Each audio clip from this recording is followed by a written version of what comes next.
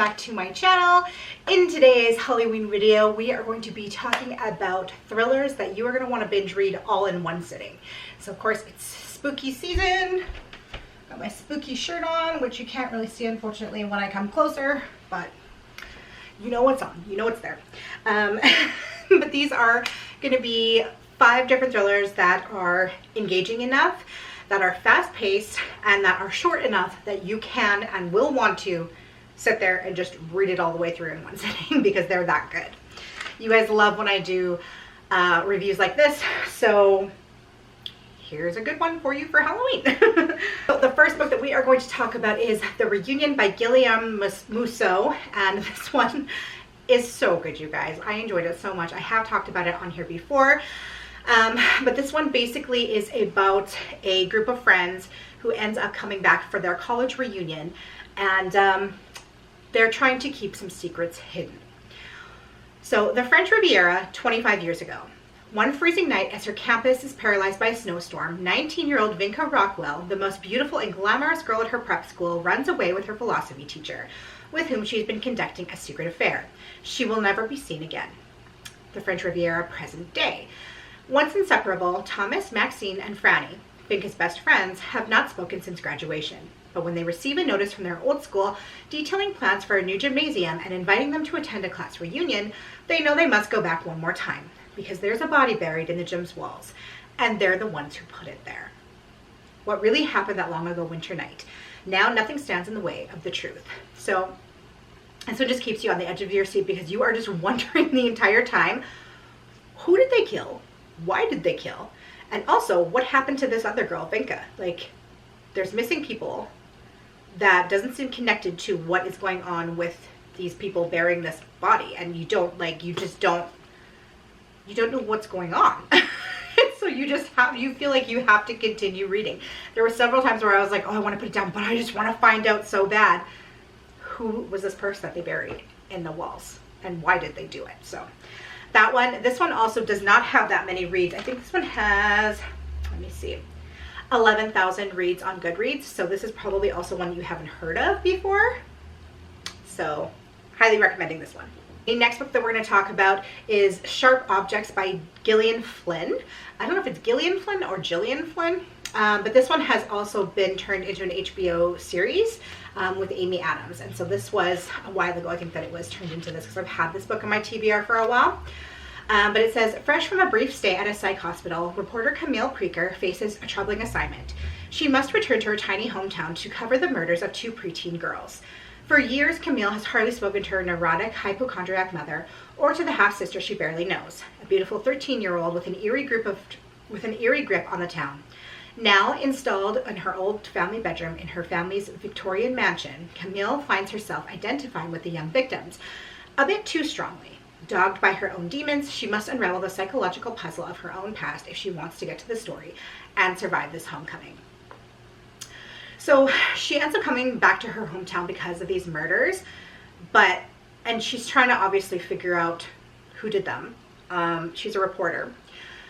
But the twist in this book is something I definitely did not see coming at all. I kind of had figured out part of it, but I did not figure out the twist. It was so good, you guys. And it was so fast paced. This book is only, how much? 252 pages. So it's quite a short book. And I ended up listening to it on audiobook. And I just listened to it the entire day because I just wanted to get through it. Because I was just unsure. Like, I started thinking things in my mind about who possibly was responsible for this, but I couldn't really connect all the pieces. And so I was just shocked by what the twist actually ended up being. And it was just so good. So next we are going to talk about The Resting Place by Camilla Sten. The medical term is prosopagnosia. The average person calls it face blindness. The inability to recognize a familiar person's face, even the faces of those closest to you.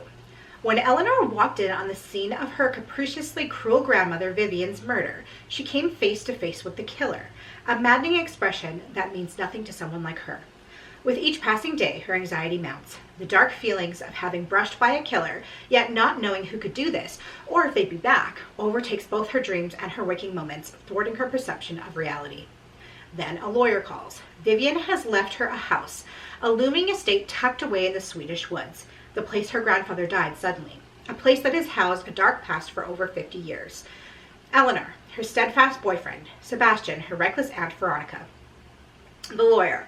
All will go to this house of secrets looking for answers, but as they get closer to bringing the truth to light, they'll wish they had never come to disturb what rests there. A heart-thumping, relentless thriller.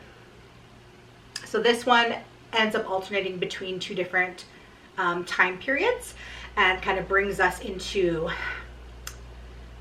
an encompassing mystery that, I mean, you're not sure who the killer is, obviously, but our protagonist suffers from this condition where she doesn't recognize anyone. Like, even like her fiance, she wouldn't recognize him if he, you know, walked out of the room and came back. So she has learned to kind of identify people by something called markers. So, you know, like if you have flaming red hair, that's what she would know you by. She would know, like, you know, Sammy has flaming red hair. That's how she can recognize Sammy the next time that she sees her.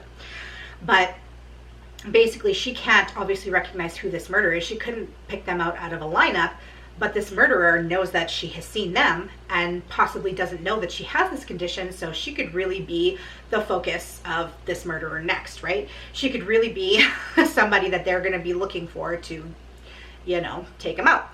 So, you know, they're going to stay at this mansion, so there's that whole spooky element of, you know, a creepy mansion, trying to deal with this woman's possessions.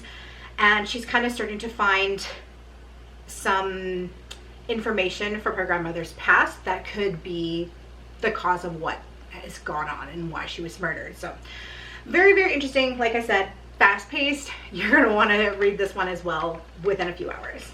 So the next book that we're going to talk about is The Night Shift by Alex Finlay. And this one I really enjoyed because it takes place in a Blockbuster in the 90s. So 90s babies, this one is a good one for you. It's New Year's Eve 1999. Y2K is expected to end in chaos. Planes falling from the sky, elevators plunging to earth, and world markets collapsing.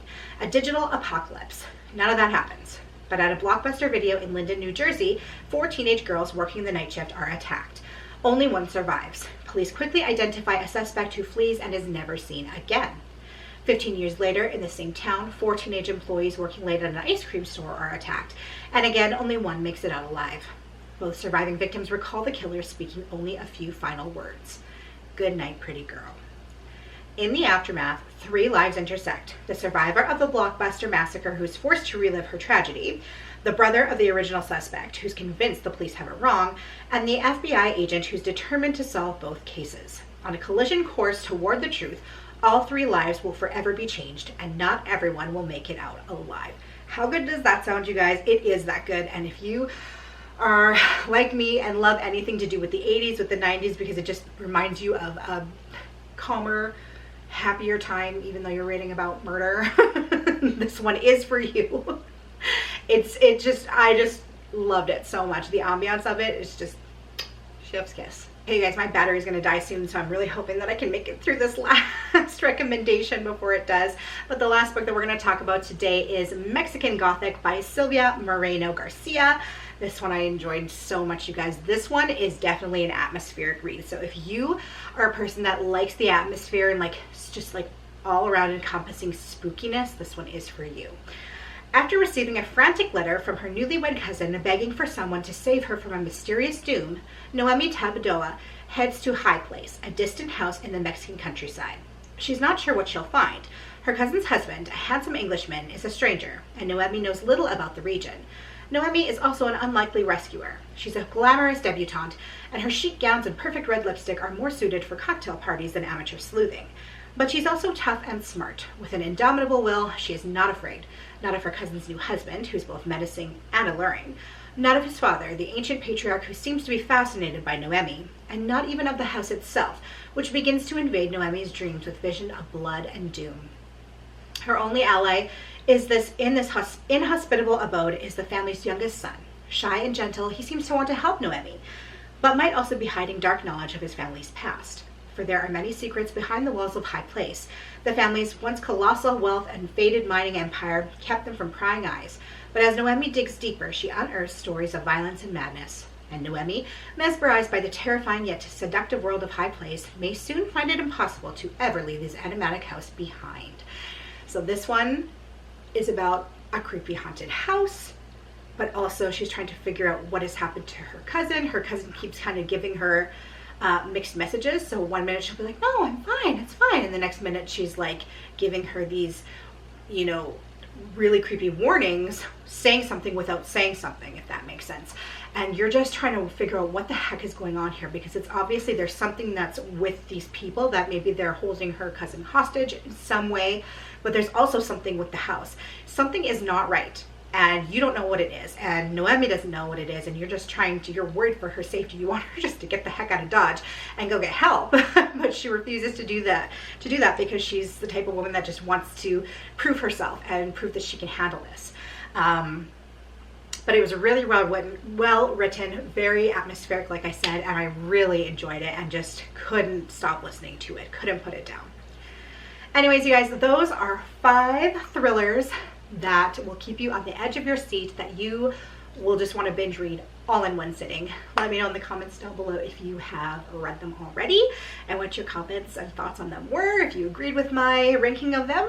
And yeah, thanks for being here, and I will see you tomorrow for another Halloween episode. I hope you guys are having an awesome day, and I'll see you in the next one. Bye.